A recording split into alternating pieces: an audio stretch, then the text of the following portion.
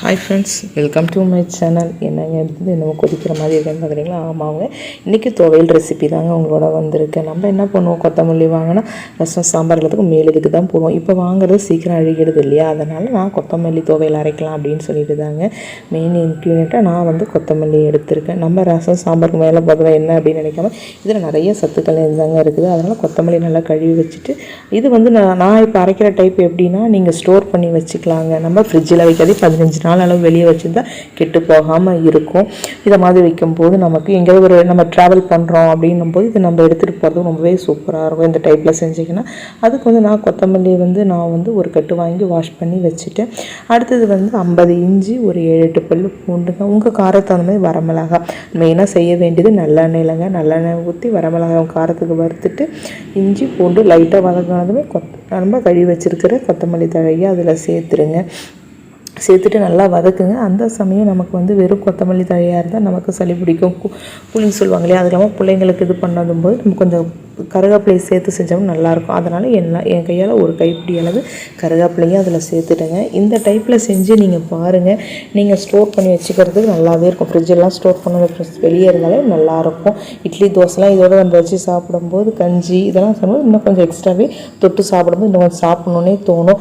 ஒரு சமயம் நம்ம வந்து லஞ்ச் பாக்ஸ் ரெசிபியாகவும் பசங்களுக்கு இதை நம்ம துவையில் அரைச்சிட்டு சாதத்தை வடித்து ஆற வச்சு இதில் போட்டு கிளறியும் நம்ம கொடுக்கலாம். இப்போ பாருங்கள், போட்டு நல்லா வதக்குங்க. நல்லா வதக்கிட்டு நல்லா ஆற வைங்க. ஆறும்போது நமக்கு ஆற வச்சு அரைக்கும் போது தான் நமக்கு இந்த துவையல் டேஸ்ட்டு. நல்லா ஆறிடுச்சு. நல்லா ஆறின பிறகு மிக்ஸி ஜாரில் எல்லாத்தையுமே ட்ரான்ஸ்ஃபர் பண்ணிவிட்டு தேவையான அளவு உப்பை போட்டு நீங்கள் அரைச்சி எடுத்துகிட்டு வந்துடுங்க. இதை மாதிரி செஞ்சு நம்ம இது பண்ணும்போது நமக்கு கெட்டு போகாமல் இருக்கும். இப்போ வந்து கொஞ்சோண்டு புளி சேர்த்துக்கோங்க. இன்னொரு டைப்பும் இருக்குது ஃப்ரெண்ட்ஸ், அதை நான் இன்னொரு வீடியோவில் ஷேர் பண்ணுறேன். அது வந்து நமக்கு வந்து சீக்கிரம் வந்து ஒரு 2-3 நாள் இதுவாகிற மாதிரி இருக்கும். இது கெட்டு போகாமல் நல்லாவே இருக்கும். நம்ம அரைச்சி எடுத்துகிட்டு வந்துட்டோம்.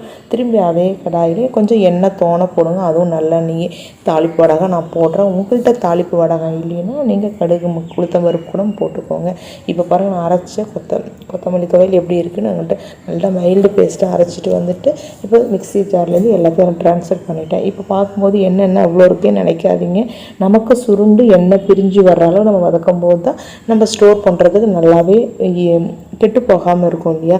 இப்போ தான் ஃப்ரெண்ட்ஸ் உங்களுக்கு இதை மாதிரி தெரியுது. துவையல் இன்னும் வதக நமக்கு எண்ணெய் ஊற்றுற மாதிரி ஒரு இதுவே இல்லாமல் மாதிரி இருக்கும். இப்போ பாருங்கள், நமக்கு நல்லாவே உதுவாகி நமக்கு வதக்க ஆரம்பிக்க வேண்டியதான். இப்போ மிக்சியில் லைட்டாக தண்ணியை ஊற்றி குலுக்கி இதில் ஆட் பண்ணிவிடுங்க. ஆட் பண்ணி நீங்கள் நல்லா அடுப்பு வந்து நம்ம கிட்ட இருக்கிற மாதிரி தான் ஃபுல் ஃப்ளேமில் வைக்கலாம். நம்ம வந்து வச்சுட்டு எட்ட போகிறோம் அப்படின்னு லோ ஃப்ளேமில் வச்சுக்கோங்க. இதெல்லாம் எப்படின்னா, நம்ம காலைல டிஃபன் ரெடி பண்ணும்போது இந்த மாதிரி ரெசிபி செய்யும்போது என்னென்னா, அது ஒரு பக்கம் நம்ம டிஃபனும் செஞ்சுட்டு இருக்கலாம், இது ஒரு பக்கம் நம்ம துவையெல்லாம் அரைச்சிடலாம். இப்போ பாருங்கள், கொஞ்சம் நேரம் மூடி நான் இது பண்ணதும் எண்ணெய் நமக்கு பிரிஞ்சு வருது, கலரும் மாறிடுச்சு பாருங்கள். நல்லா நமக்கு சுருண்டு வந்துடுச்சு. இந்த அளவு சுருண்டு வர்ற அளவு நீங்கள் வதக்கணும் ஃப்ரெண்ட்ஸ். நல்லா சுருண்டு வந்த பிறகு மெயினாக ஸ்டோர் பண்ணுறதா இருந்தால் நல்லா ஆறணும். ஆறின பிறகு இதை மாதிரி ஒரு கப்பில் நீங்கள் எல்லாத்தையும் ட்ரான்ஸ்ஃபர் பண்ணிவிட்டு அந்த பேன்லேயே நம்ம கொஞ்சம் சாதத்தை போட்டு கூட கிளறி நம்ம சாப்பிட்டுட்டு இதை மாதிரி நீங்கள் ஸ்டோர் பண்ணி வச்சு சாப்பிடுங்க. ரொம்பவே சூப்பரான துவையல் ரெசிபி நமக்கு ரெடி.